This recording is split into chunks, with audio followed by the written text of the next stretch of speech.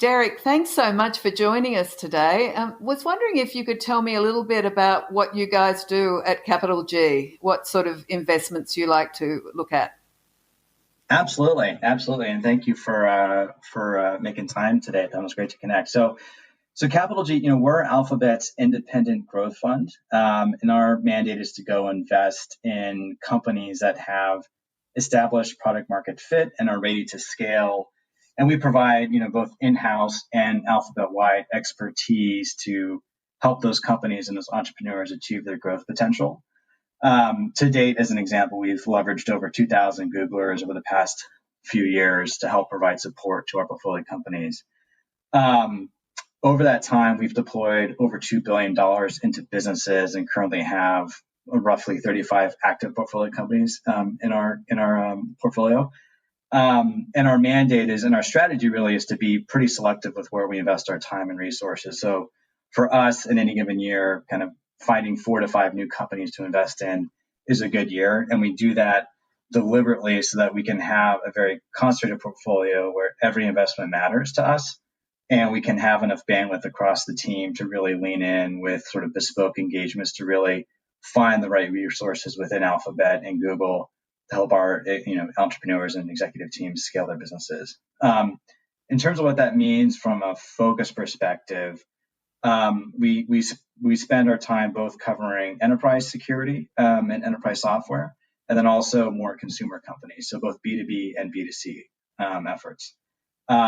Within the B2C side, we've been big investors in companies like Airbnb, Convoy, Credit Karma, Duolingo, Glassdoor, and many others. And on the B2B side, big investors and early backers of companies like CrowdStrike, Looker, Stripe, UiPath, Zscaler, among others.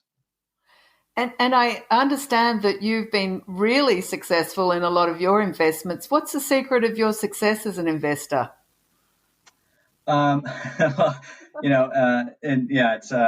Investing is a super tough and humbling business. I think there's a lot of incredible investors out there that I personally learned from and that I look up to as mentors in my career. And I think, in my view, investing is obviously part art, part science. And it's a lot about pattern recognition and being willing to be an active learner throughout your career. You're never done learning about a new category, a new company, a new trend, a new theme. And so from my perspective, the coolest part about being an investor is that you get paid effectively to learn something new every day in a really dynamic environment. And you get to not only kind of make hypotheses about the future state of the world, but then also get to invest capital behind those hypotheses and then help the people who are actually, the entrepreneurs out there and their teams who are actually out there building companies and changing society and changing the way business gets done. You get to be, their partners in their journey and try to help them along the way with resources, your own network that you can bring to bear as they look to build their businesses and change, the technological landscape. So I think it's super rewarding and it's a real privilege to be part of that process, and it's something that I think it's a really intellectually challenging and really humbling experience at the same time, because there's obviously there's a lot that can go wrong along the way, but I think if you find the right partners and the right network within the investing community and with the entrepreneurs that you're doing business with, every company has its ups and downs, but over the long period of time, if you're able to be there, be active, be a true partner to them and collaborator, it's a long-term business, and it's something that can be incredibly rewarding. And so I've been very blessed to date. It's like changing the world, really, isn't it? So tell me how you're coping during the crisis. Are you still investing, and how are you handling your current portfolio companies? Yeah, it's a good question. And it's funny. It's certainly, I think, top of mind for most of the investors and executives I spend my time with every day. Sort of, what now do we do in this crisis? How are we changing our day to day, and what should we be doing over the coming quarters and years as a result of COVID? I'd say for me and for us as a fund at Capital G, we are First and foremost, I was spending a bunch of time with our portfolio companies to support, our CEOs and executive teams as they navigate the current environment. Clearly, very unprecedented times for everybody. We're all active learners in this market environment, trying to figure out the right path forward. And we're really kind of leaning in there and trying to be a resource to our executive teams as they think through how do they adjust either product strategies, how do they adjust kind of the go-to-market channels they've been leveraging historically, and what needs to happen now that we're in a remote work from home environment. What tools and resources can they leverage from us at CapitalG and with Google more broadly as they kind of adapt to the new market reality from a go-to-market perspective. And then a lot of time, obviously, on kind of the financial aspects of the business and funding perspective. How do they think about budgets, cost structures, customer success and support in the current market environment? And so those are the types of conversations that, we'll have every day with our portfolio companies and the teams at these businesses as they kind of navigate this challenging time. And I'd say, one of the benefits of being a part of a platform with, many portfolio companies is that you get to cross-pollinate the learnings from one company to another and understanding, hey, you may be facing this challenge in, as an example, I'll give you an example. Some of our software companies historically have gotten, 30-40% of their highly qualified leads from in-person events and conferences. Obviously, with COVID, that channel is dried up and needs to move entirely online. And so companies are starting to learn how to do things in a digital format to generate leads and refill that pipeline. And so that process, has had to happen quite rapidly as we've all transitioned to a remote environment.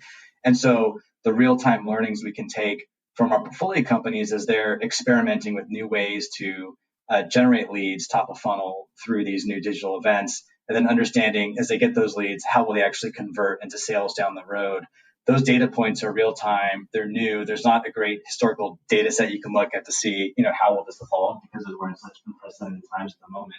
And so being in a position where we can kind of understand trends across portfolio companies and share learnings and advice, in a generalized fashion with our entrepreneurs and their CMOs, I think is really valuable. And so spend a bunch of time around that. And then, importantly, also looking at Google's businesses and how they're adapting to this moment in time is another kind of area where we'll draw insights and resources as we kind of try to act as good, value-added partners and thought partners and collaborators with our executive teams and our portfolio companies. So that's where we spend a bunch of our time. And then obviously from a new investment perspective, we continue to be just as active as we were pre-COVID. I'd say that it's certainly a challenging time for the investment business more broadly, as you can imagine. We didn't grow up in this business learning how to invest in companies and back teams entirely over video conferencing. And so I think we're all kind of learning on the job and learning how do you build rapport and build trust and relationships over video. That it's certainly a challenge, and I can't say that we've cracked the code and figured out a way to make that perfect, but I think we're making progress there, and we're certainly having a lot of meetings with a lot of very interesting and compelling entrepreneurs who are looking at their roadmap for the next year, 2 years, and thinking about what kind of capital needs will they have, and what kind of partner do they want to bring to the table to help them deploy that capital in an effective manner and help them scale. And so we're having a lot of those conversations now. And so from a conversation meeting perspective, I'd say it's it's back to normal is what it feels like to the pre-COVID levels. But the format of those interactions is obviously wildly different. And so we're still, learning the best way to do that. I'm sure I could get some advice from you later on around the best way to help build rapport in a remote fashion. Because I think at this moment in time, any advice is good advice as we're all kind of learning on the job here. So tell me, what about your portfolio companies, and as far as their state of mind? A lot of the VCs have been telling me, they've had to really support a lot of founders as regards just, how to cope, really. I'm wondering if you've got any tips there. Yeah. Yeah, no, it's a good question, and we spend a lot of time on that with our CEOs who we partner with.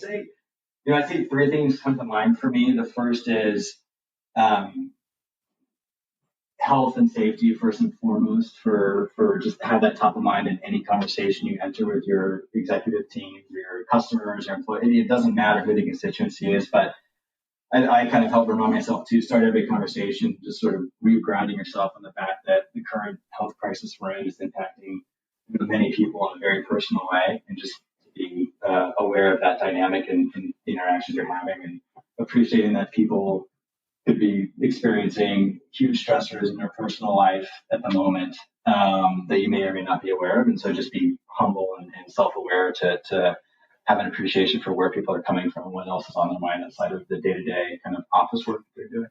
So that's kind of step one, I think, in building that personal connection and just doing the best you can to have that relationship with people. I think number two, I think, is really increasing the frequency of communication with employees. I think is hugely important in this environment. I'd say it's funny. I was just speaking with the CEO of one of my portfolio companies who I have huge respect for, and has been a real teacher to me around how he manages his team. And he mentioned to me that they pre-COVID were doing all hands executive team meetings once a month. They had a monthly cadence where they do a deep dive on where things were headed, what the issues were, what the bottlenecks were, where they needed cross functional collaboration, et cetera, to move the strategy of the company forward.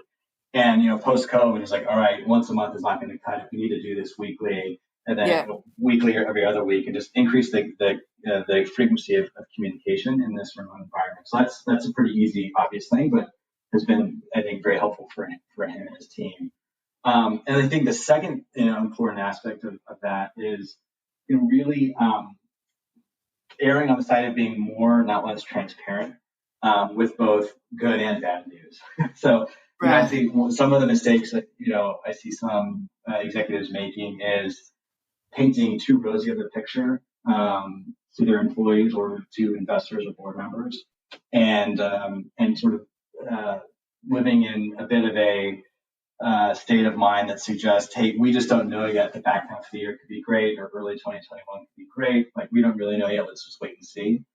And in my experience, in the conversations I'm having, I think those CEOs that have a bit of that wait and see mentality aren't doing themselves or their employees any favors because I think the more transparent they can be in either saying, I don't know, but I have a scenario plan in place, and here's what we're going to do if XYZ happens. That's a much more powerful and I think comforting and reassuring message to hear if you're an employee or a board member of a company, because then at least you understand that the leader of the organization is self-aware enough to know what they don't know and is already thought through scenario planning, so that if things get worse or if they get better, there's a plan of action ready to go that they can execute against to help the companies and their teams get through it.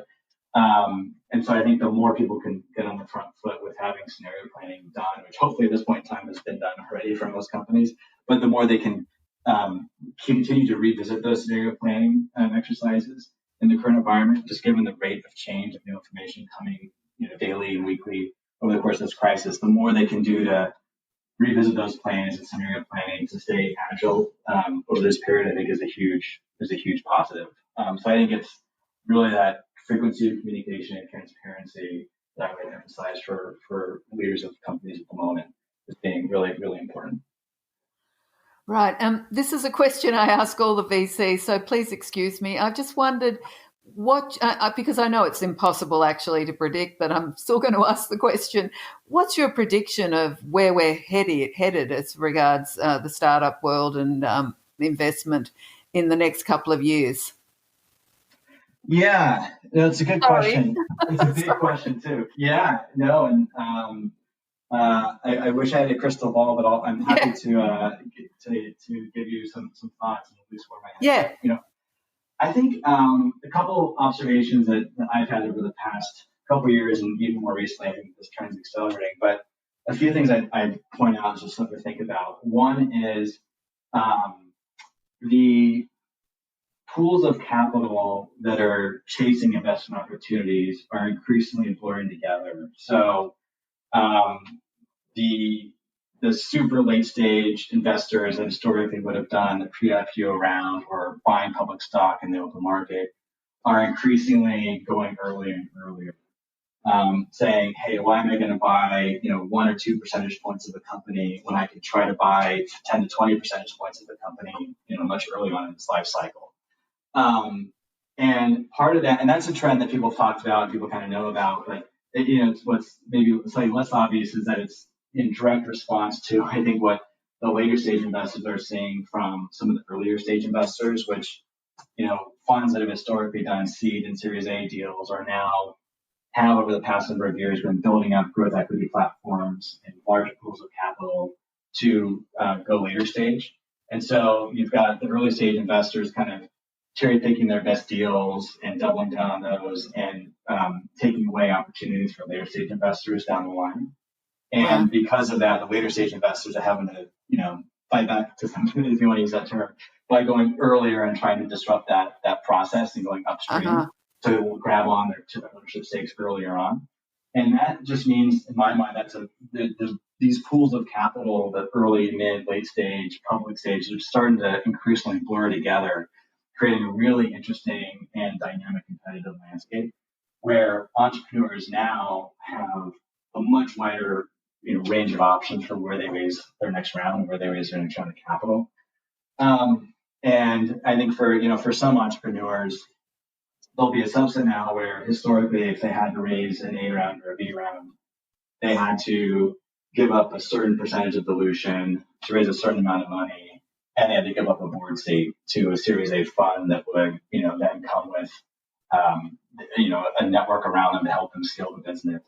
But now increasingly there's an alternative where they can choose the path that says, hey, I'll raise twice as much money at the same amount of dilution, and I don't need to give up a board seat by taking capital from a later stage fund that, from their perspective, because they're managing a much larger pool of assets, they can write the same size, check into my company, but they can be hands off. And if my company doesn't make it and they don't make a return on their investment, it's not going to move the needle for them because they have a much larger pool of capital. And so they're happy to be passive, hands off. And so it's just another option for entrepreneurs to kind of think about when they're raising capital in the earlier stages. And so I think one trend that I think will persist and become more, strengthened further is this idea of, there are just so many more options now, places to go to raise capital. And so for a certain subset of entrepreneurs, it'll mean they want the active hands-on value add investor advisor. And then others will want something that's really hands-off, fast and easy kind of way to do business, just get some capital and move on. So I think there's a bigger menu of choices for entrepreneurs now than there would have been a few years ago. And I don't see that changing. I think that's going to strengthen. And I think, the impact of COVID and this whole environment, what that means for the market landscape for deals and competition and how founders are getting funded to scale their companies. I've been surprised, to tell you the truth, that there hasn't been a bigger reset in the private market valuations. Everyone, and even in early days of COVID, when the public markets were down 30%, the reality is that a lot of these private companies could just wait and not raise capital if they didn't need to. And they waited it out, and now public markets are up big. The S&P is flat for the year, and Nasdaq's up 20% on the year. And so the public markets are coming back. But the private markets, in my experience, they tend to be like a one-way ratchet. They tend not to ever decline materially, but they do go up in terms of where they're pricing assets. And I think a lot of that gets back to just, the LPs that are looking to get exposure to growth equity, to VC, to higher returning, higher risk asset classes. That has been a long-term secular trend that has continued in the current environment. I think will persist as interest rates stay incredibly low. Those LPs are looking at their own portfolios of public stocks, of commercial real estate, of VC, whatever it is, and they're saying, wow, if I look over the past 10 years, my performance by asset class, private equity and VC has been some of the best performing returns for me as an LP. And boy, I'm looking at that past 10-year data, let me do more of that. And so they're going to continue to want to put more capital into the strategies. putting up more, more of a supply push into private equities as an asset class, VC growth, and later stage PE.